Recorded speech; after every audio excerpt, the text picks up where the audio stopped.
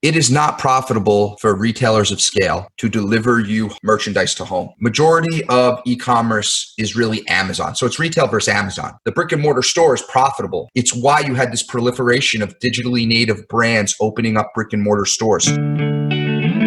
Welcome to the Rental Property Owner and Real Estate Investor Podcast, brought to you by the Rental Property Owner Association, providing benefits and services to real estate investors and rental property owners for over 48 years. With your host, Brian Hamrick from Hamrick Investment Group. This episode is sponsored by Green Property Management, managing everything from single-family homes to apartment complexes in the West Michigan area. Find out more at greenpropertymgt.com. Hi, everybody. A quick word about this episode. You are about to hear an incredibly informative conversation that I had with Chris Ressa about commercial retail investing. We recorded this on March 11th, just before our country went into lockdown. And as we all know, retail has taken quite a beating over these past months. So what I'd love for you to do is listen through this conversation to get a detailed understanding of how retail investing works. And then at the very end, you'll hear my follow-up conversation with Chris that we recorded this past week. Chris is going to update us on how his $3 billion portfolio has survived during the past 3 months. So stick around to the end because you definitely will not want to miss it. Hello and welcome to episode 233. Every time I drive by a strip mall with a TJ Maxx or a Ross Dress for Less or a Burlington Coat Factory, I always wonder, who owns that property, and what does that investment actually look like? Today, we're going to talk about investing in retail. What are the factors that make this a profitable asset class? How do we value it? What are the risk factors? And in the age of Amazon.com, how will brick and mortar retail hold up in the future? Luckily, we have an expert with us today to answer these questions. Chris Ressa is the Chief Operating Officer of DLC Management, where he oversees an asset portfolio of $3 billion and 18 million square foot of retail space in 24 states. Since its founding in 1991, DLC has been one of the nation's preeminent owners, operators, and managers of shopping centers across the country. Chris has also been recognized by Chain Store Age and made their list of 10 under 40, the dazzling dozen. He also hosts the Retail Retold podcast. Chris, welcome to the show. Thanks for having me. You are also a residential investor. Correct. And as we talk about retail, I want to keep coming back to that and comparing the two. But tell us just a little bit about your life as a residential single-family investor. Yeah, so I am the COO of DLC. We own and operate shopping centers. I am an investor in some of those properties. So as we buy deals, I have the opportunity to invest in, and I do that. But that's my W-2 day job. And as part of just building a net worth and a nest egg, I started investing in single family housing just as a diversification.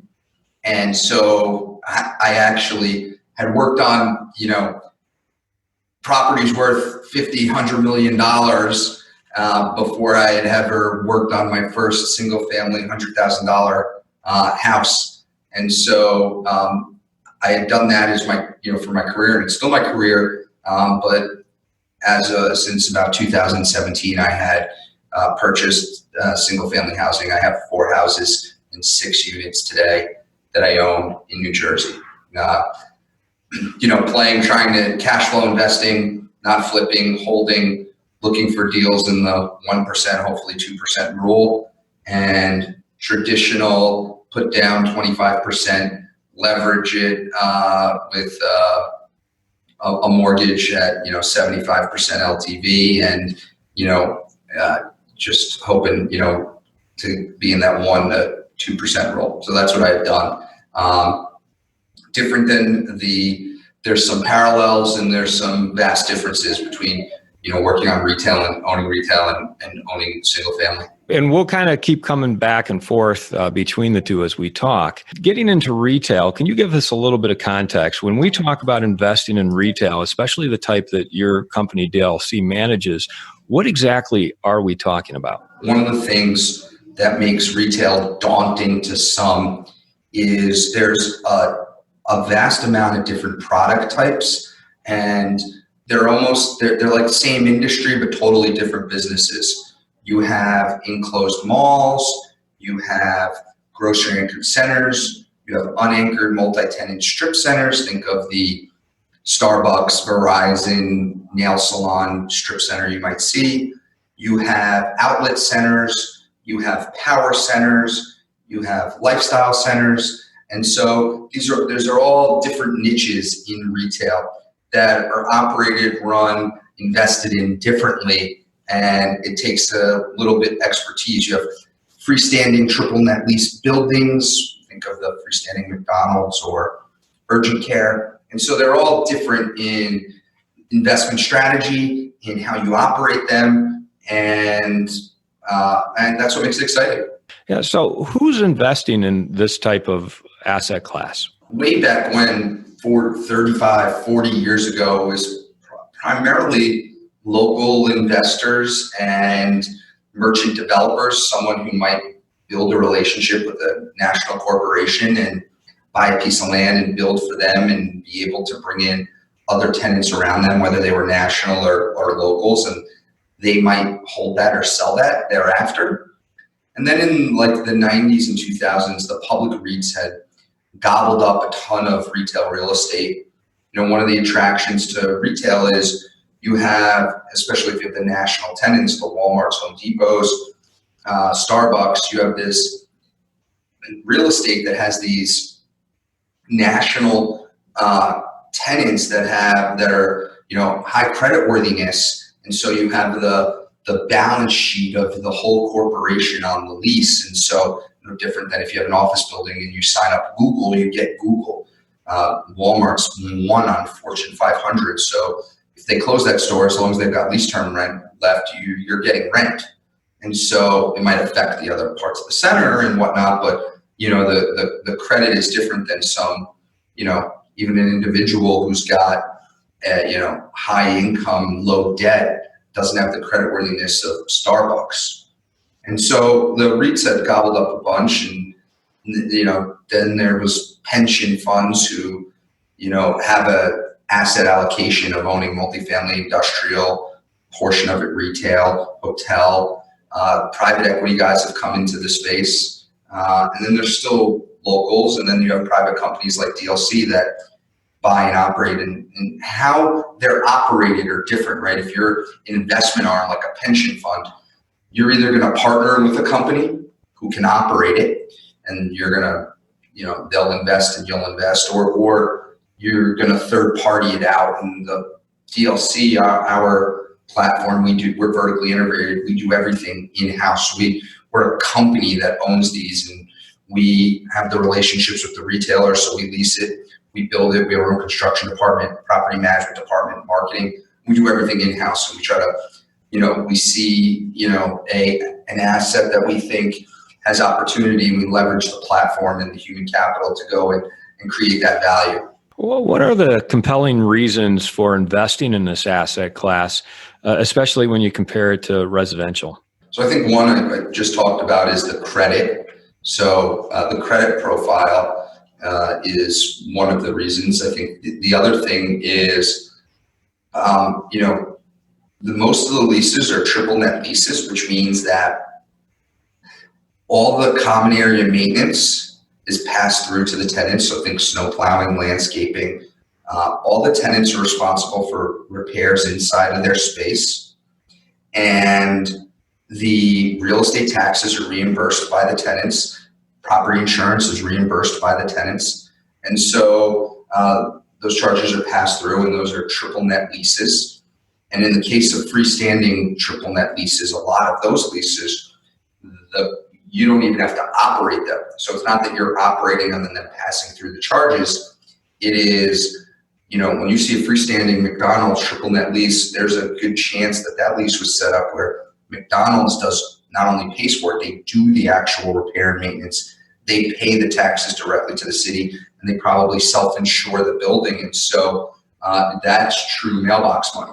I want to make sure everyone understands the concept of triple net lease. The tenant is paying most of the expenses, if not all of the expenses. Triple net, like where does that term come from? And because it's not something you hear in residential. It's the rent net of other charges.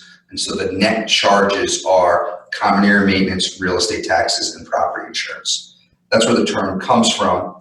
And so those three expenses are passed through to the tenants. You're able to get the tenant to cover all of those net charges. Are most of what DLC owns and manages triple net, or do you also have some double net?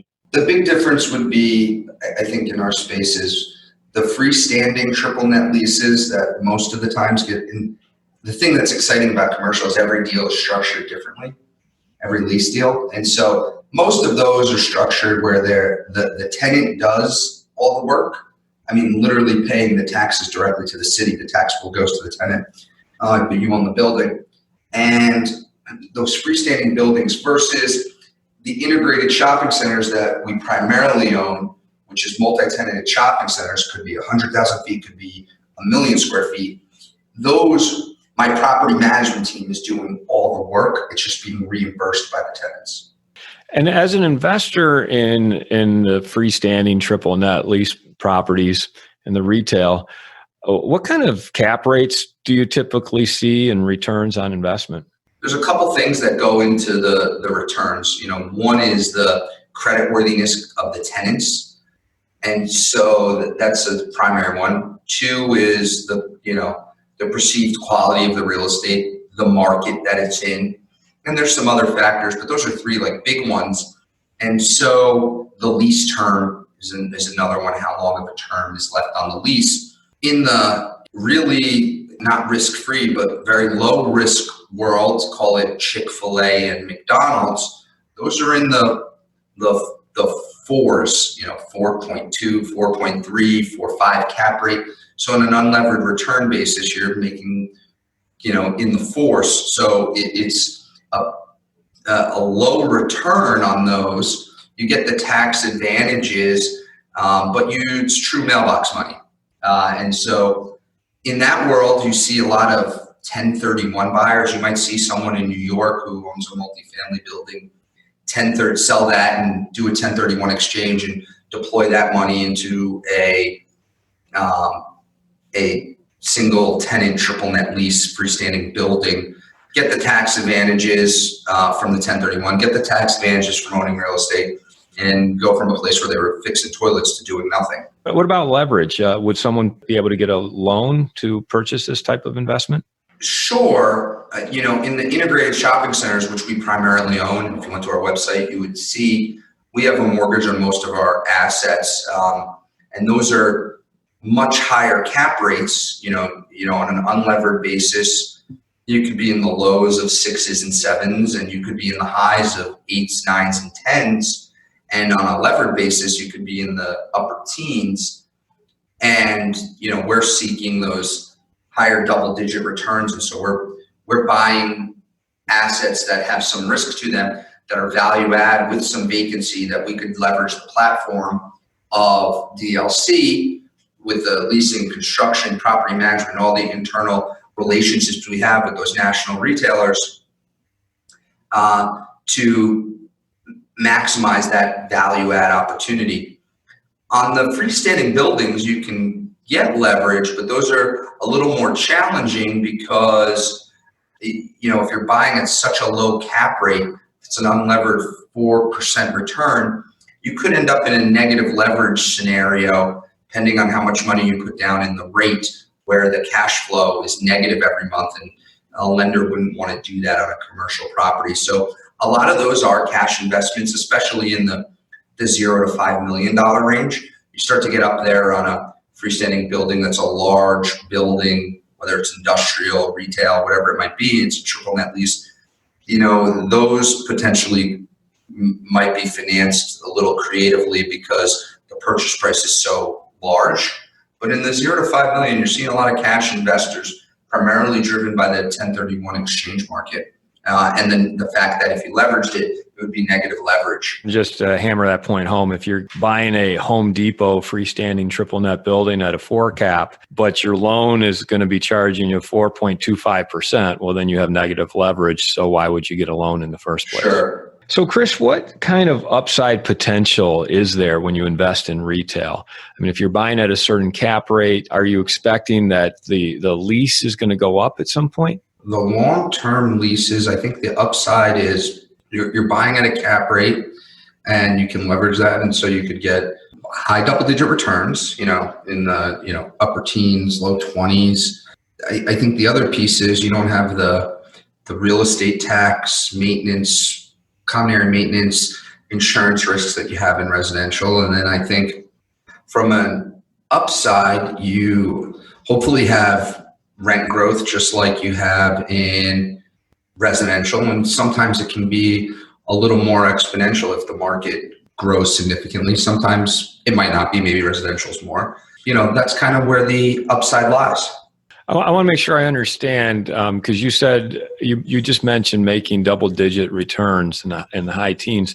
How would you go about doing that in retail if you're buying at lower cap rates? When I say, and that's the point I was making, there's so many different product types. If you're buying at a single tenant freestanding building, triple net lease with Home Depot, safe investment at a 6 cap, yeah, you're probably not. I'm talking more about what DLC buys, which are the integrated shopping centers that we can buy at 8, 9 caps with. When you leverage it, you're in the mid upper teens returns. What kind of risk factors are you taking on then when you're getting those higher returns? You're taking on CapEx risk, tenant turnover risk, 2 main ones. And then I think you just have market risk, right? If you have to exit and the market's turned, well, their market rents have gone down and cap rates have come up. Then, that happened in the recession, but that's no different than residential. I'd like to take a moment to tell you about Green Property Management. Not only do they manage everything from single-family homes to apartment complexes in the West Michigan area, they also manage my entire portfolio. So I can tell you from personal experience that their unique flat fee management style is worth a closer look. If you feel that your property isn't operating to its fullest potential, then Green Property Management can help you take a holistic approach that will save you money, eliminate your headaches, and increase your net income. And if you're a property manager interested in applying Green Property Management's model, give them a call at 1-866-95-GREEN or visit them on the web at greenpropertymgt.com.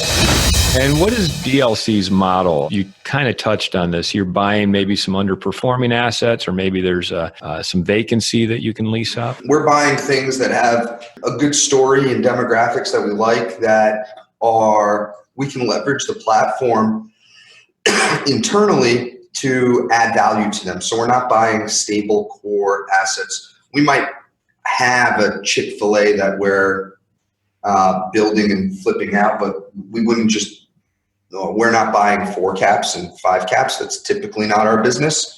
We're typically a little more risk tolerant in the value add game, multi-tenanted assets with upside potential because there's vacancy or redevelopment or repositioning opportunities. Can you give us an example of a repositioning opportunity that you've seen through recently? Yeah, in 2014, we bought a center, the Court at Deptford in Deptford, New Jersey. It was a vacant Sam's Club, a vacant Sports Authority, a vacant Circuit City, and a vacant service merchandise store. And it was 31% occupied, but it's a great market. And we liked the dirt. And one of the first questions we asked is, why is the center this way? And it turns out, the real reason the center was that way was an REO deal, meaning it was in receivership. It got foreclosed on. There was tenant demand in the marketplace, and we knew based on relationships, they just couldn't access it because the property needed a lot of CapEx redevelopment. And we then signed leases with Burlington stores, so Burlington Coat, Hobby Lobby, Launch Trampoline Park, Ashley Furniture, Party City, Shoe Carnival, and a bunch of national credit tenants, as well as some great locals like a hair blow dry bar, Cherry Blow Dry, a Vietnamese restaurant.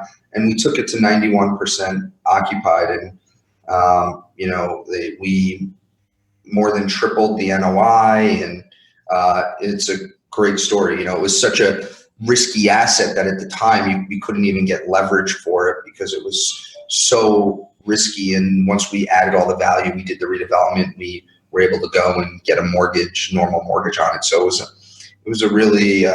been a really good deal for us. What do the numbers look like on that type of deal? I mean, I'd imagine you had to acquire it with cash since it was at such low occupancy. Yeah, we bought it for, I want to say $18 million. And I think when we financed it, the appraisal was almost double that. And how much CapEx did you have to put into it? So I don't know the tenant improvement dollars. So that's one of the things that's different in commercial is you're spending a lot to install the tenant.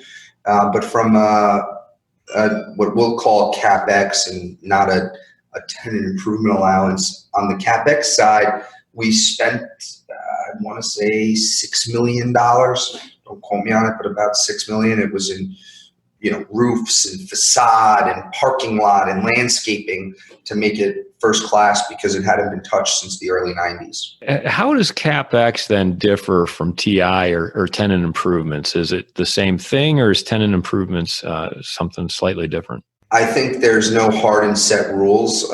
It depends. I think there's part of it depends on whether you're public or account or private and how you're doing accounting. But at least when I'm thinking of tenant improvement dollars, it's the cost to, and when we talk about it internally here, not from an accounting perspective, just from business, tenant improvement dollars are the cost of the deal. So Starbucks, like what does it cost to put Starbucks in place? What does it cost to put Burlington in place? And those are negotiated items, and they get heavily negotiated between landlord and tenant. And that's what I'm thinking of that, right? If you're turning a McDonald's into Panera, that's the tenant improvement dollars. When I'm thinking of the CapEx, I'm thinking of a lot of the CapEx that's capital, that's tenant agnostic, all the roofs, the facade, the exterior, the center, the parking lot, things like that. Underground piping, electric, common area utility and sprinkler rooms, things like that. But it depends, right? Some, I think from an accounting perspective, I think technically HVAC is a capital item, but, we're looking at it like it's the, to replace the HVAC is the cost to install a tenant. And so there's that. I think, in general in commercial real estate, you'll hear a lot of the word vanilla box. And then that's basically 4 white walls, HVAC, bathrooms, electric, plumbing, and the tenant improvements are to take a white box and to turn the white box into a specific store, whether that's H&M or TJ Maxx, and with their specific finishes. That's the tenant improvement dollars. So it's different everywhere. I don't think there's any hard, fast rules. What are some of the risk factors then? I mean, it really seems like you have to be pretty well capitalized to be investing in this space. I mean, both from having enough money for tenant improvement, being able to withstand some vacancy and the time it takes to put in new tenants. Can you talk about some of these risk factors? Yeah, so I think the first thing, you definitely, the deal has to be well capitalized. So when we're doing the due diligence, that's when we're fine. I think it's all about how good you do due diligence on an acquisition.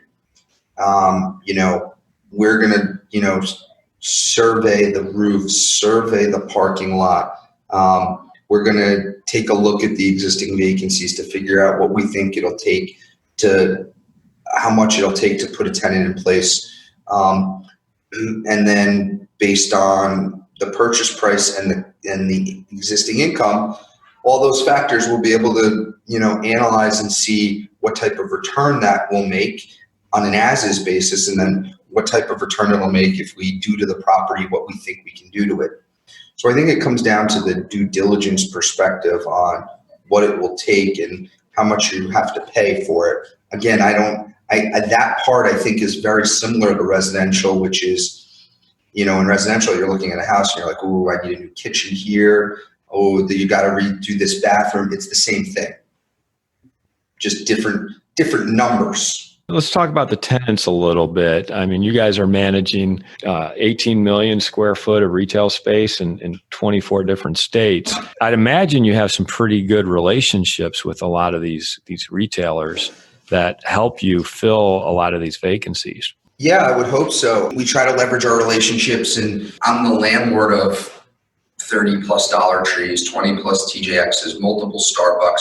So we try to build a relationship and hopefully, go meet with them and see where else we can, go through the existing portfolio and how stores are doing, where we think there's risks and closures, where there's opportunities to expand, and where we might be able to do new locations with them.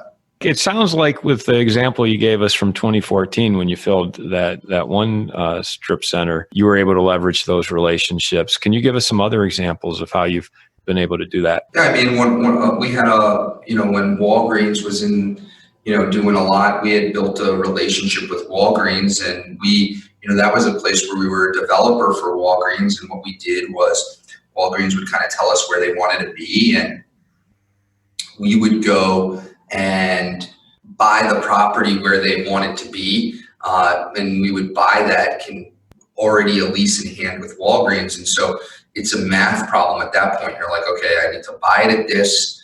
It's going to cost me to build it at this, and I'll need to sell it for this and make a spread. And we used to do that a lot for Walgreens. We do that. We've done that for Chick-fil-A recently, and we do that for retailers from time to time. But that's an example of how we'll leverage a relationship. And, those deals, sometimes, there's a lot of people. That's not really hard if you're just buying a vacant piece of land. I think one of the things a niche for us in using our expertise is that Walgreens one, and we have an episode, we have a podcast called Retail Retold, where we talk about how stores ended up in places where they ended up. And it's really interesting. It'll give a little bit inside baseball to how a commercial lease deal actually happens, because I think it would be enlightening for some of the folks in your audience. And on that episode, it's our episode 2, we had one of our guys here who, he had to buy 8 different parcels, assemble them, relocate residential tenants to other buildings in an effort to, we had to buy an existing pharmacy, all in an effort to get control of the exact parcel size that Walgreens needed to get there. It must be helpful, though, to have those relationships with, say, a Walgreens, where they say, okay, we know we want to be in this area, go find us something. Yeah, for sure. That does give you a relative level of certainty when you go and acquire. Absolutely. There's an advantage there. Getting back to the risks, when I drive by, say, a vacant Toys R Us or a vacant Circuit City, I always wonder, well, who's left holding the bag? Is it the owner? Is it the corporation that's still paying on the lease? What typically happens there? If the company's still in business, and depending on what tenant entity signed the lease, we'll use an extreme, you have Starbucks on the lease and they have a dark store. Typically, the way that lease works, Starbucks has to pay you rent until the lease term ends. And, they would close that store because it's actually cheaper to close it and pay you rent. They're losing less money than they are operating it. And if that happened in that scenario, in a bankruptcy, once the tenant's liquidated, then they're bankrupt and you're an unsecured creditor, and you get control of the space. And then if you have a mortgage, you got to pay the mortgage, and it's not at a cash flow anymore, and you have to go find a new tenant. But we had 2 toys and 1 babies in our portfolio, and we put Burlington in one. We're at lease with another tenant that should be signed soon to go in the babies, and we are almost done with a deal for a tenant in the other toys. Most of the sports authorities are backfilled, and some of these are huge opportunities. There's a public REIT, Seritage, who the REIT was designed and built on getting the Sears boxes, and they have a large portion they own of Sears boxes, and they have a large portion of Kmart boxes. And one might think that's pretty risky, but if you look at their decks, one of the things interesting is those rents were super low. And so they're all significantly, those leases were done eons ago. There might be a Kmart lease that was done in the 50s and they had options out the wazoo. And so they could be paying $2, $3 a foot in a market that's $15. There's huge opportunity there. Yeah, I can imagine that frees up a lot of potential. You might not want any one tenant, so many boxes, so much supply coming to market all at once. But as a landlord, from both the health of your property, like the other tenants and the retailers, and the actual monetization of the box, you might be in a pretty strong position if you have the wherewithal to hang on and you're well capitalized to really have an interesting opportunity. And we've had some Kmart boxes where we've done really well in, and where we're happy to get them back. Yeah, I think the key term there is being well capitalized, because you do have to cover your carrying costs while you turn these properties around. It's not only that, it's the fit out, right? To redevelop a Kmart box could be $8-10 million. Now, if you could end up in a place, the building could be worth, I don't know, the building, you could spend 8, but the building be worth 15 after you're done. Could be worth, 20 million. So yes, there's huge upside if you can, you have the expertise to redevelop it. What is your outlook on the retail market? I mean, we hear so much about Amazon and brick and mortar retail may be in trouble. And in some cases, we are seeing bankruptcies and brick and mortar stores going out of business. But I also hear there's a lot of strength. So I'm curious what your perspective is on it. I think overall, I don't know of a retailer who has gone out of business because of e-commerce. When you look at Toys R Us is a good example. They were like in the top 300 on Fortune 500. They had $11.5 billion in sales. So that means, they had some online sales, but majority, they had $11 billion of people walking into their stores and buying products. People often, you hear headline news say, well, they didn't innovate. Those aren't the reasons. They were still generating $11.5 billion in revenue selling toys. They had a leverage issue. They were over levered and they couldn't cover that. And that's what they ended up filing for. And if you look at the retailers who have gone, the primary reason has been, some business fundamentals, over leverage, operational challenges, all those things. I can't point to one example where e-commerce was the reason that a tenant went out of business. That said, e-commerce is here to stay. I think we're past the point where it's one or the other. I think you need an omni-channel presence, both digital and brick and mortar. Hence Amazon's opening stores. They bought Whole Foods. Amazon's definitely the juggernaut. They have 50% of online market share. And just about everybody else, if you look, I also can't point to one of the things that I think is interesting. I can't point to one pure play e-commerce tenant that's making a profit today. And so the economics, the cost of entry, if we want to open up our t-shirt shop, the cost of entry is cheaper than a brick and mortar store. The minute you want to scale, it's way more expensive today to operate a e-commerce chain than it is to operate a brick and mortar chain. And so, I think that's the myth, is that it's cheaper. The cost of entry is cheaper.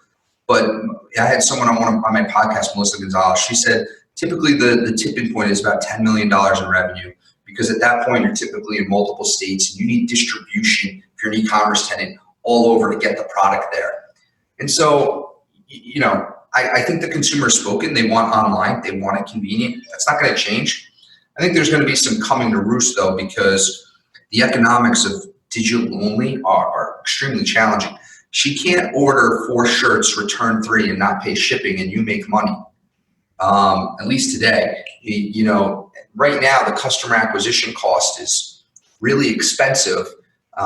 It's growing because there's a gazillion online merchants today, and so for you to be front and center and present costs a lot of money in marketing to come up on somebody's page so they buy you. In brick and mortar, it's a lot cheaper customer acquisition because you put up your sign and people see. And so I think there'll be this, it's coming to roost, and there's this harmonious place where, you look at Walmart, they've got this great buy online, pick up in store. And when someone buys online and pick up in store, there's a high percentage that they buy another product, and their basket increases. And Walmart, Target are doing great. Amazon's doing great. I think that we're going through a transition. I don't think it's cyclical. I think there's been structural change, but I think it's making the good retailers better and the bad retailers getting weeded out.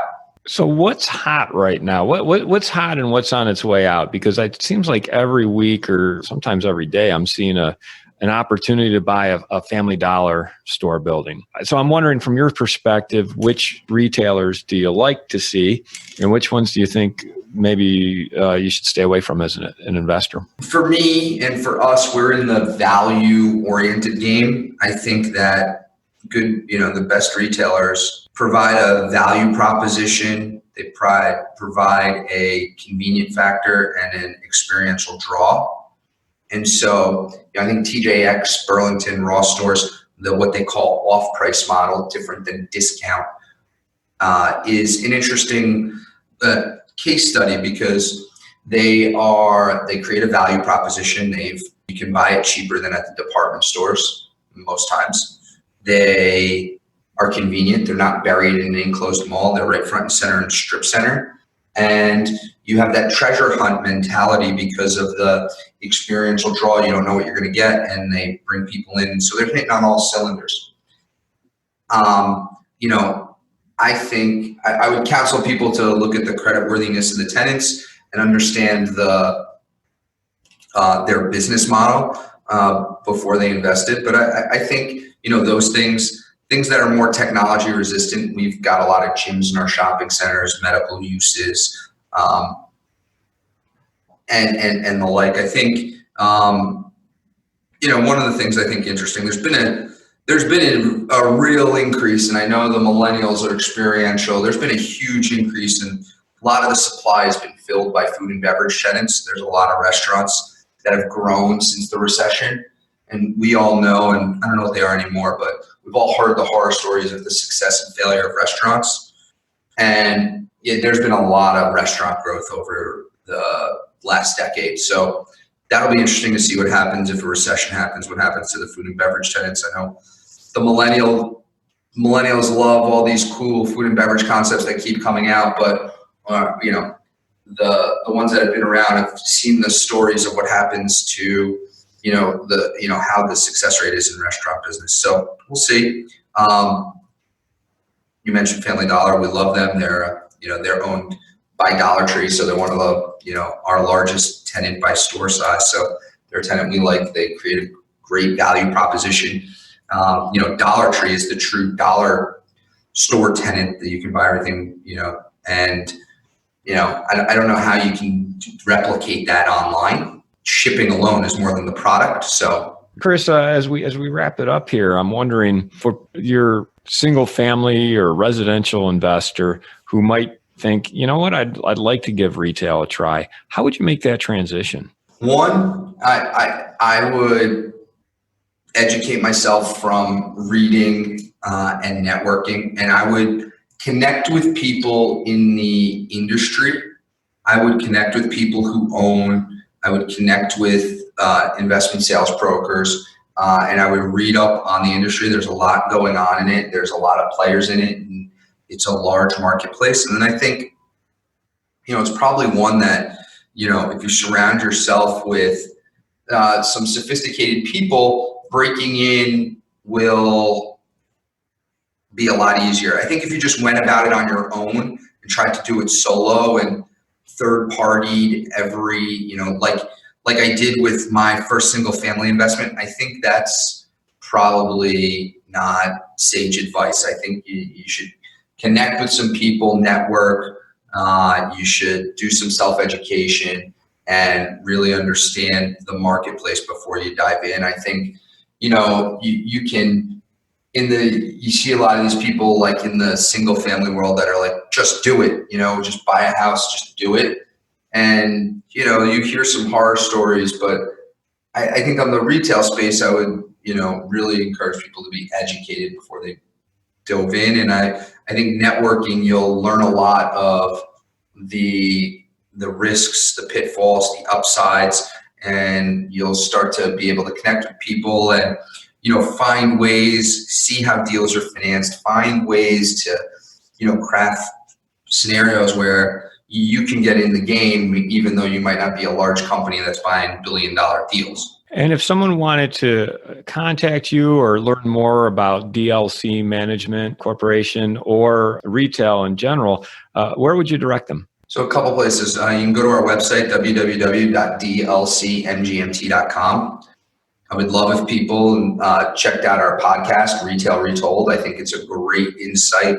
There's people you can connect with on there, and there's also some great stories and learnings about what's happening in the sector. And then you can find me, Ressa, on real estate on LinkedIn. I'm pretty active. So Chris, welcome back to the show. We are recording this follow-up conversation on June 18th, and you were kind enough to come back and share with us how things have gone over the past 3 months during this unprecedented lockdown period. Can you just kind of walk us through the past 3 months and the challenges that you faced with your $3 billion portfolio?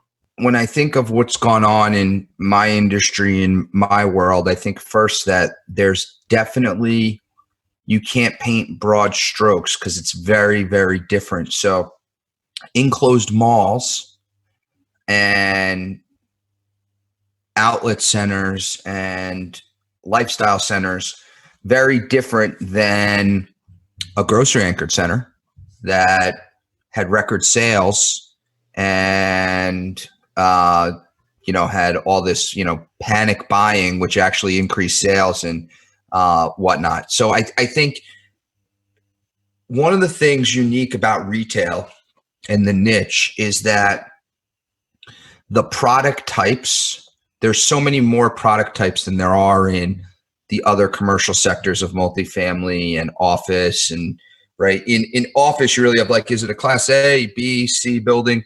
In retail, you have enclosed malls, and in the enclosed mall sectors, you have different sections. You have outlets, you have power centers, which is think of a Walmart or Target with a TJ Maxx, Bed Bath & Beyond, Dick's Sporting Goods, and then out in the front of Starbucks and whatnot. You have grocery anchored centers. You have unanchored strip centers. You have freestanding buildings with McDonald's or whomever. You have lifestyle centers. You have these mixed use centers. And in these, you have different categories and qualities. And so there's players investing in all these different niches based on their relationships, their expertise, how they came into the business. And so I think when you paint it with one broad stroke, you're missing a lot. So I would say, clearly the enclosed mall world, which I don't own any of those, in the enclosed mall world has been really challenged, being, closed, and the concerns about going into an enclosed environment to shop. Going into the pandemic and the recession, the enclosed mall occupancy cost for the retailers got really high. And if you think about it, a lot of those retailers you typically only find in a mall or a lifestyle center. You typically wouldn't go. And where are you, Brian? Grand Rapids, Michigan. Kroger by you? Kroger's on the other side of the state. That's in the Detroit area. Okay, so who's by you?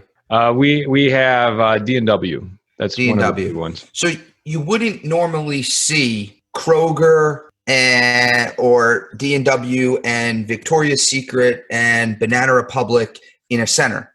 You would see D&W and the local Chinese restaurant, a pizza place, and you would see maybe a TJ Maxx, a Pet Supplies Plus, and a Dollar Tree. Those are tenants that would, they feel their model and their retailing model is good in an open air format, and the fashion oriented tenants would land typically in an enclosed mall. I think you're going to see some transition. The top tier malls, and I'm not an owner of them and I compete against them, I still think they're going to be all right in the long run. Some of the other malls, you probably have malls that may never open again.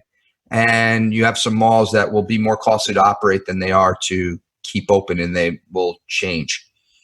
You'll also see some of these great retailers move out of malls and maybe go into a different product type because of costs, because of the pandemic concerns and the changed consumer. Chris, what is it about being in a mall, in an enclosed mall, that has made that something that maybe the larger retailers might want to move out of? Let's caveat the word large, not in size of their physical space, but I would say in revenue and number of stores. I would say that one, the costs and the convenience. So if you think about operating in a closed environment, most of them are institutionally owned. They're public REITs. They've been driving rents for years because that's how they make money. But sales haven't increased at that same trajectory, and therefore it's getting more costly. So, but if you think about the premise of the original mall, a fashion, shopping, destination-oriented experiential experience, whereas like your neighborhood grocery anchored center or popping into Walmart is a different experience than that. It's a different type of shop. And that's why you see a totally different tenant mix, as we would call it, a tenant mix, different retailers sitting in those properties. If you really thought about it, and if you didn't think about it that way, right? Think about who's in your local enclosed mall. You don't find them at the local strip center. Typically, it's very different. So I think there might be some convergence of that as there's a restructuring. Are they moving out of the enclosed malls because it's just in the coronavirus era, it's more difficult to do business in those spaces? I would say that one, they haven't moved out yet. So that's but I think you're going to see some convergence. One, you have a bunch of things. You have the coronavirus, you have costs, you have and where the shopper is going, right? When you got shoppers really used to going to these grocery anchored centers and not going to the mall. I think, that repetitive foot traffic, that convenience, being closer to the consumer, getting out of a dense enclosed facility, it makes shoppers feel safer. So that said, I think the best in-class malls are going to be here. They're here for a long time. I am, going into this, you still had, depending on how you slice the numbers, 85 to 90% of all retail sales done in a physical store versus online. I've read a mixed numbers. I've heard numbers all over the board, but some say somewhere in the 30% during COVID retail sales were done online. And I think the caveat is I think a lot of those sales were fulfilled at a store. So the buy online, pick up in store. Because I think the caveat is the following. It is not profitable for retailers of scale to deliver you merchandise to home. Majority of e-commerce is really Amazon. So it's retail versus Amazon. All the other retail, at the end of the day, you can look at some of the companies out there, Wayfair and others, they're not making any money. They're gobbling up market share. The brick and mortar store is profitable. I think that's the biggest myth, is if Brian and Chris would open up a t-shirt shop, yes, we can open up online and the cost of entry is cheaper. But to get to profitability is much challenging, especially with rising CAC, or cost of customer acquisition costs, with the rise of social media. That's the new rent almost. It's why you had this proliferation of digitally native brands opening up brick and mortar stores. I'm bullish on the buy online, pick up in store.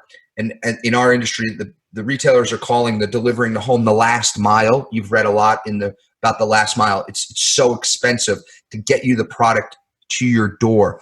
4,000 separate delivery trucks or separate, deliveries versus one delivery to a store.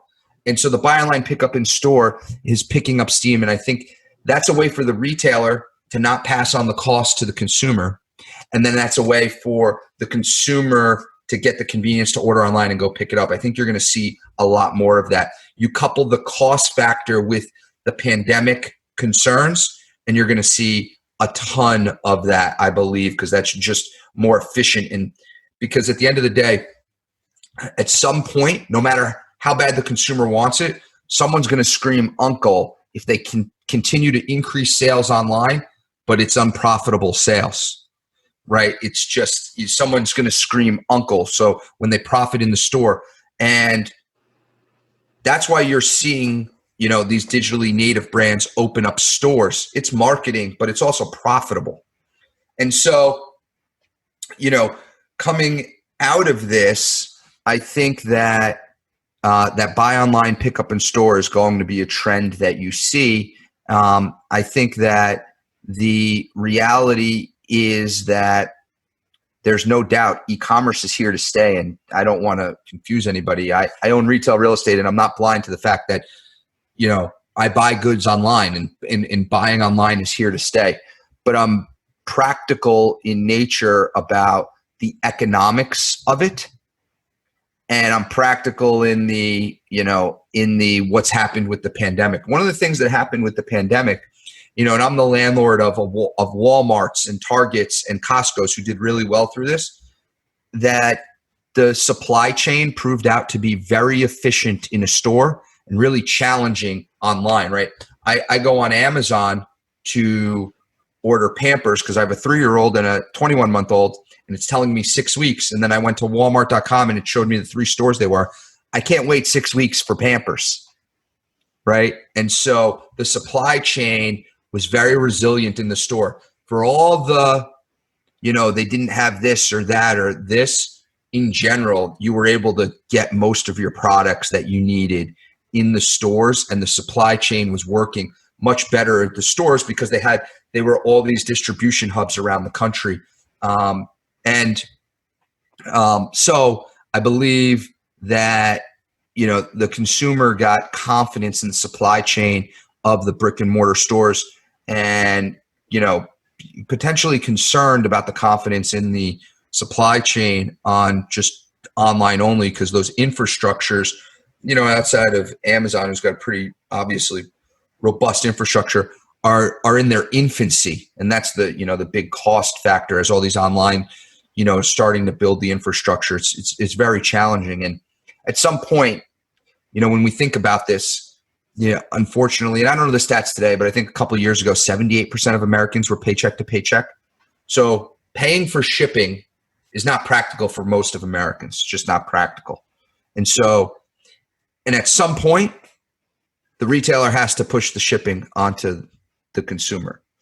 And so that's where the rubber meets the road in my eyes, is when that convergence starts to happen.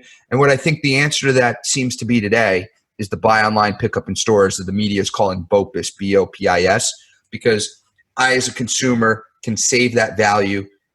I can get it now. I just order it online real quick and I pop over. It's actually faster than get delivery today. And it's a profitable channel for the store. And potentially, if you actually go in the store, the additional upsells. So that's the retailing side. So it sounds like in your portfolio, the Walmarts, the grocery stores, the Costco's, those did just fine. Where have you seen some pain in your portfolio? There's some of the national bankruptcies, I think, are coming to hit, national tenant bankruptcies. I think the reality is the pain has been working through the rent collections. We've done much higher than, some of our peers, which has been great. Yeah, I was reading yesterday, I don't know if it was CoStar or a different source, but said that the average rent collections over the past month was 40%. We are in April. And as we cut deals, because we're doing restructuring of leases with tenants, so we cut deals, we're in the almost 90% in April. We're in the almost 70% in May, and just ticking at 60 in June. And as we cut more deals, those are going. What I would say was the interesting thing was, I think, and it still might come, I think you kept reading headline news, there's 300,000 restaurants, you're going to have 100,000 restaurants close. And we tried to work with, we were empathetic to our customers, whether it was the national retailer or the local, and trying to work out restructurings and deals. And maybe we did a deferral of rent and they gave us some extra term on the lease, things like that. And those deals are still being worked out now. That's been a lot of what we've been doing, is restructuring leases internally, as well as physically operating shopping centers. How do you operate a partially open shopping center, right? In a place where you're going to get less foot traffic potentially, but I have to increase cleaning and increase security and a civil unrest and increase cleaning for a pandemic. Those types of things have happened. But we've done those operational plus the restructuring plus working with our lenders. I think on the fallout and the is really, I expected larger fallout sooner. I think there's going to be fallout that is still coming. I think it hasn't settled yet.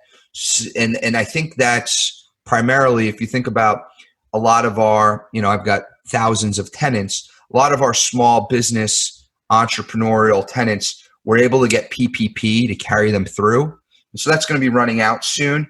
So I think you're going to see a real test to what will happen to the American entrepreneur this summer, because, unless there's another government stimulus, those funds will run out, and can they increase sales? And that's probably not just retail. That is every small business in every category in a recession with the pandemic. Can they get revenue back in the door when they've been floating with the PPP? And so literally on the vacancy front, you could count on one hand and less on the amount of spaces I got back. And I thought I was going to get back so much more because, where tenants, even though they had lease term, they just went out of business, and we haven't yet. And it's come to because of the government stimulus has carried people through. So I think you're going to see a lot more. The rubber will meet the road in the summer to see where that vacancy really happens.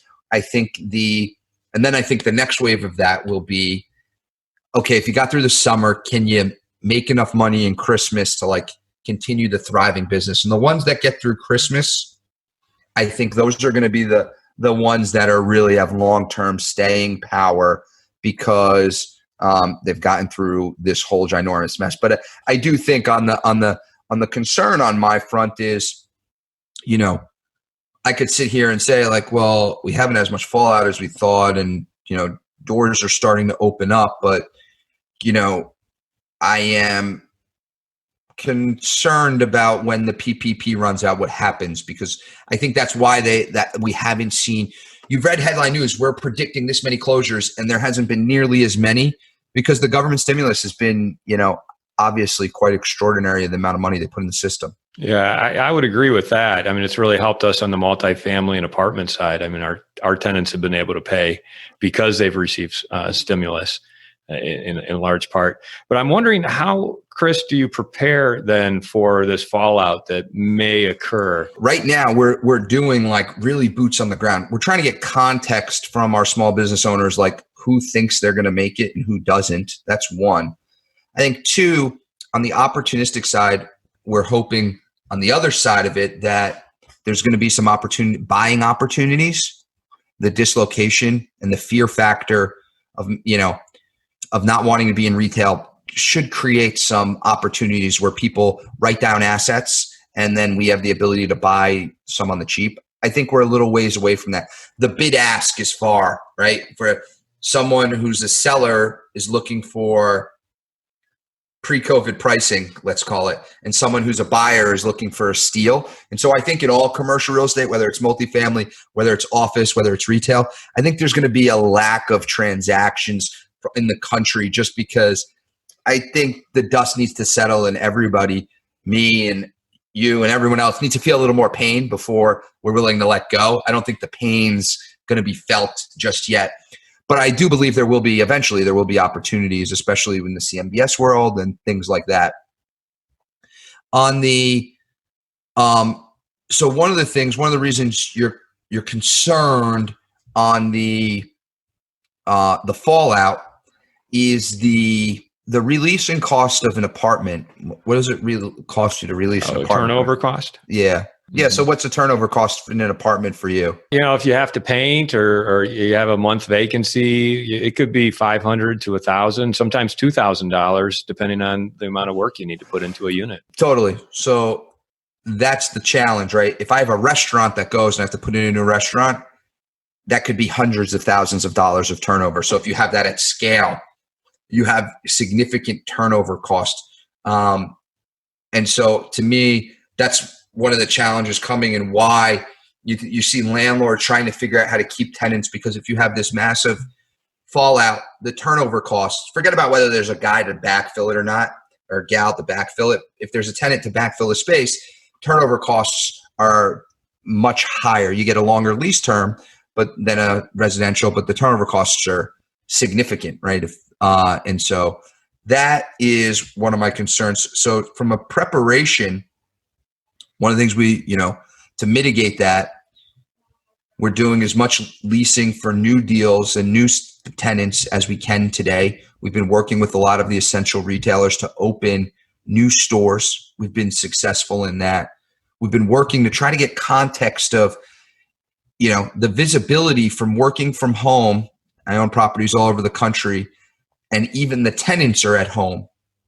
And so how are they going, getting visibility to who will reopen and who will make it has been one of the things we're trying to get our arms around. And so understanding, having better visibility to that fallout, not being blindsided by it, having a plan to deal with releasing costs and leasing current vacancy as fast as possible to bring NOI in are like the three pillars that I would say we're focused on. And it really seems like you, in our previous discussion, you have a very strong relationship with a lot of your tenants, and the communication is quite strong. So are you finding that the communication lines are open and tenants are being clear with you on how they're doing? Yeah, that for sure. I would say there's a lot of transparency, and everyone's taken open book approach to what's happening right now for sure.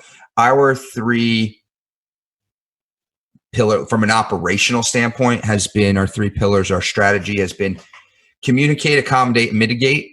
So mitigate from a cleanliness, sanitization, do everything we can from a COVID perspective, right? We spent thousands and thousands of dollars like getting, properties cleaned better than CDC guidelines type things.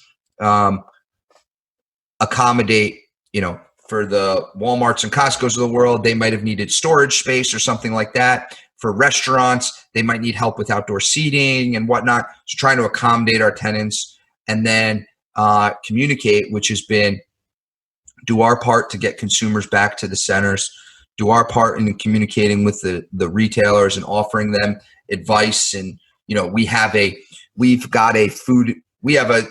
our platform, we have a food and beverage consultant who helps internally, and her job is she helps our food and beverage tenants coming up with plans. And so we wrote an ebook to all our food and beverage tenants about how to, our take for these mom and pops, how they should deal with the reopening, limited occupancy, things like that. The problem with a lot of our local mom and pops is their infrastructure is not set up like the national tenants. So the local pizza guy might not have the online ordering, and he might not have the sophistication of that's necessary for a consumer on a go forward, a loyalty program and things like that. And that's what we did in our ebook and try to help them get up and running on that, because you're going to need that stuff to be competitive. Good food and good service is the table stakes. You got to do more on a go forward. And so that's the type of things we're doing. That's a fantastic proactive step you took to write an ebook providing best practices for those things, because I think there was kind of a lack of best practices coming out of this pandemic. Yeah. We'll see if we were right, but we have a pretty good, I think one of the difference between us and some other classes is we don't internally, in order to be successful, we don't just have real estate experts internally. We have retail and food and beverage experts internally, and being able to use those to help our retailers and, food and beverage tenants has been critical through this. I would say this one last thing, Brian, that I would say is that it's been quite interesting, which is, my world, one of the technology resistant things that we did is we filled a lot of these centers with food and beverage, gyms, service uses, chiropractors, massage therapists that were a little more technology resistant. And then in the pandemic, those were the most hurt. I know a lot of doctors and medical offices had to finally get on board with telemedicine during this period. It's forced a lot of businesses to really embrace the 21st century here. Some of the things I learned through this were just fascinating from a general business perspective. You know, we have a dental office tenant who has 40 locations, big business, a lot of revenue. And he was saying, he's like, the biggest challenge we're going to have is getting our dentist back in the door. I said, why? He goes, might be one of the most dangerous jobs in America. They're sitting in a chair. They can't have a mask on. They're going to be breathing on his face as he's working on him. I was like, wow, I had not thought of that from a profession perspective, but that was interesting for sure. Well, Chris, as we wrap it up here, do you have any final message or message you want to get across to our listeners? You know, maybe any positive outcome that you might see happening from that? I think that this is going to make the strong retailers stronger, because they are forced to do things that might have taken 5 years to do, that they're going to do right here, right now, in infrastructure, in operations, in mobile technologies, which I think is going to enhance the shopping center. And I think there's going to be opportunities to redevelop assets at a discount. I just don't, I don't have clear visibility as to when. Just like I was shocked on the amount of fallout and realized in talking to people that PPP has helped. There's, people need to feel some more pain, but I think there'll be interesting opportunities on the buy side for sure. Just don't know when. Great. Well, thanks so much for coming back. I mean, we talked right before the shutdown happened, and having your follow-up here in mid-June, telling us about how it's been over the past 3 months, that's invaluable. So thanks so much for coming back to share that. Thanks for having me. I really appreciate it. I've been a listener for a long time, so it was great to be on. I want to thank everybody for listening to this episode. I'm your host, Brian Hamrick from Hamrick Investment Group, and you can find out more about me by going to higinvestor.com. That's higinvestor.com. And you can also ask questions and join us on Facebook by going to RPOA, Rental Property Owner and Real Estate Investor Podcast. This episode was sponsored by Green Property Management, managing everything from single-family homes to apartment complexes in the West Michigan area. Find out more at greenpropertymgt.com. You've been listening to the Rental Property Owner and Real Estate Investor Podcast, brought to you by the Rental Property Owner Association. You can find out more at rpoaonline.org. If you enjoyed this podcast, please go to iTunes to subscribe, rate, and review.